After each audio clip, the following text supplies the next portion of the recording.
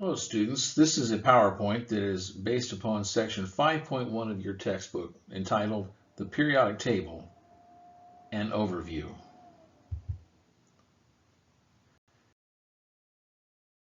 In the 19th century, chemists began comparing the properties of known elements in order to sort them into groups in an attempt to find patterns, regularities, which might provide clues as to an element's internal organization.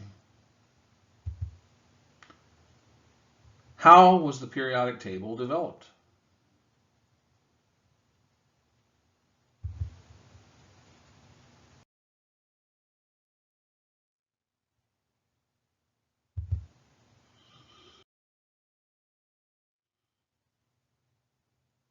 The periodic table was developed in stages by a series of findings, observations, that eventually led to the modern periodic table.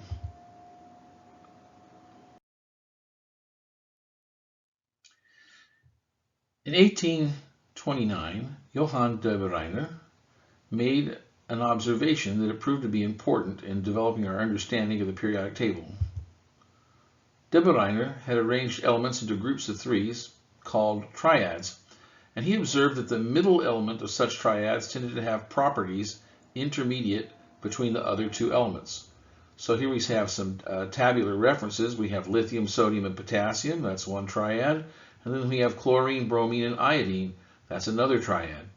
And the numbers, you may recognize them. These are the atomic weights of these substances. And what we find is that sodium seems to be about halfway, roughly, intermediate between lithium and potassium, whereas bromine seems to be about halfway, intermediate between chlorine and iodine.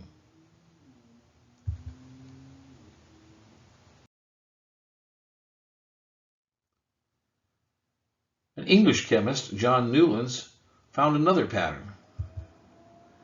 He organized the 56 known elements by atomic weight, and he published a law of octaves, which proposed that every eighth element had similar properties to the first. Significantly, Newlands did not account for any elements not yet discovered.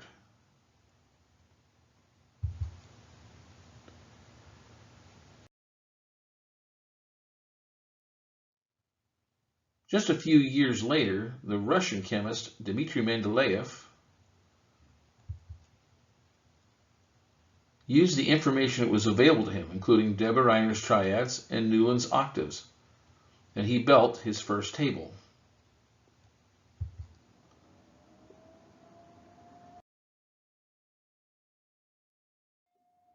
Significantly, Mendeleev 2 years later reordered his table into a form similar to that used today. And he used this version to boldly predict the existence of elements not then discovered, leaving empty spaces that were eventually filled by chemists who followed: ruthenium, erbium, and hafnium. The work of Mendeleev and those who followed him can be summarized in what is sometimes called the periodic law. While not truly a law, it's a very valuable principle for finding patterns in chemistry. The periodic law states that elements with similar chemical properties should appear at regular intervals when listed in order of increasing atomic number. And so, one group after another, each group should have similar physical and chemical properties.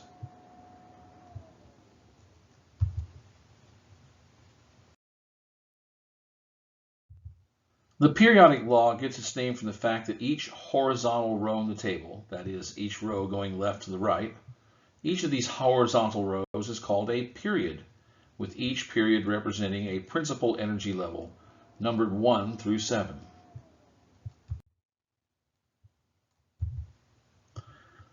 Similarly, each vertical column of elements is a group, or family, and each element in the same group shares similar physical and chemical properties. In the IUPAC system, groups are numbered 1 through 18, while in the US system, groups are numbered 1A to 8A and 1B to 8B. If all the elements are listed in order of increasing atomic number, this produces a table with 32 columns.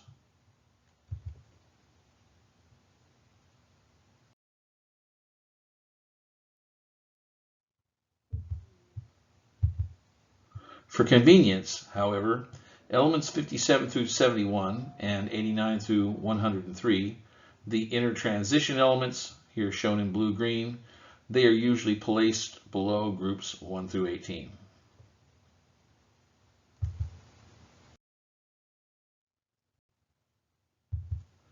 Now, the elements can also be broadly divided into metals, nonmetals, and metalloids by using the stair-step line. Here you see everything on the right of the stair-step line is not in shadow, and it is labeled metals.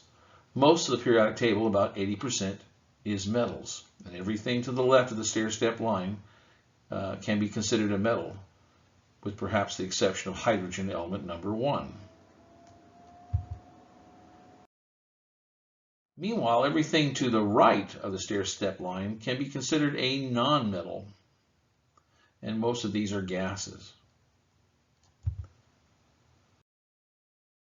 Finally, in between, just around the stair-step line, we have a small group of elements called the metalloids, and more on them in a moment. So metals are located to the left of the stair-step line, and as you probably know, metals are shiny. Metals readily conduct heat. Metals readily conduct electricity and other forms of energy. Metals are ductile. They can be drawn into a wire. This is very useful. Long copper wire can be used to make electrical circuits, or gold can be stretched very thin to make a wire inside a semiconductor, a computer chip. And even musical instruments use wires. If you think about the strings on a piano or a guitar, they are nothing but wires and perhaps other wires coiled around them that can be made to vibrate.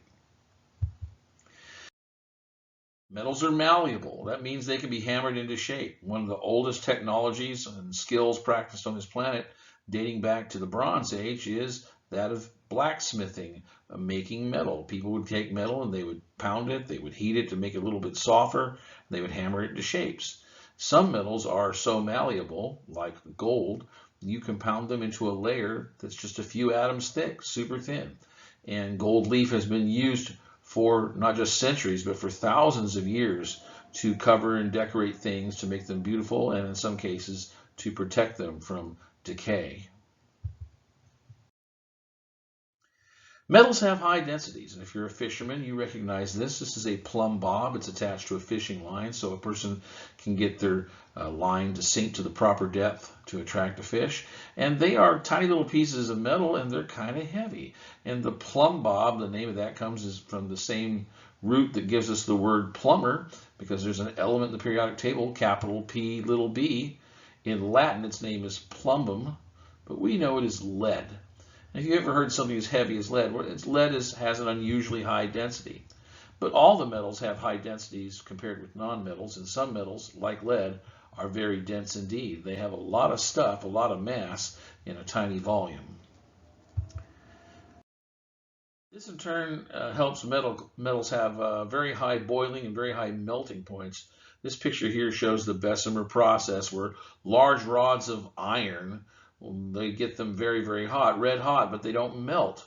They're soft, but they don't melt, and then they are rolled over beds of essentially charcoal, and the interpolation of the carbon atoms from the charcoal into the big iron rods is part of a process that will eventually make steel. Now, nonmetals, again, are to the right of the stair-step line, and since they're the nonmetals, they're the opposite of metals.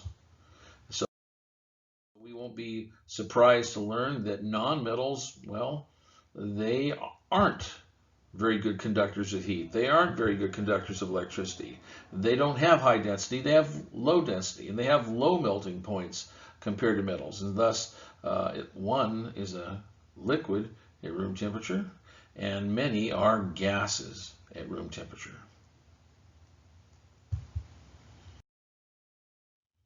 Now, it would be nice if nature would neatly arrange themselves into categories. It's either one thing or the other, but there are in-between cases, and these are the elements that cluster right around the stair-step line. They're sometimes called metalloids, sometimes metals. They have properties of both metals and nonmetals. Boron, silicon, germanium, arsenic, antimony, tellurium, and acetine are all semi-metals. And here, again, you see the printed circuit. Well, the gold was a metal, but the green substrate in which the gold is embedded is of a material that's mostly silicon. And silicon and germanium are both rather valuable, even though they aren't metals. Now you look at silicon, it kind of looks like a wrinkled piece of aluminum foil. It kind of looks like a metal. But in point of fact, if you tried to take silicon and draw it out like a wire, it would not form a wire, it would snap. Or if you tried to use a hammer to pound it flat in a thin layer of metal, that wouldn't work, it would just become a powder. So it is shiny like metals are, silicon is, but it doesn't have some of the other characteristics of metals. But what it does have, which is very valuable, is that it is neither a good conductor nor a poor conductor. Remember, metals are good conductors and nonmetals are not. Well, semi-metals are said to be semiconductors, and both silicon and germanium are very valuable in the computer industry because they make it easier to make circuits to turn on and off the flow of electrons, the flow of electricity. Basically, most electronic devices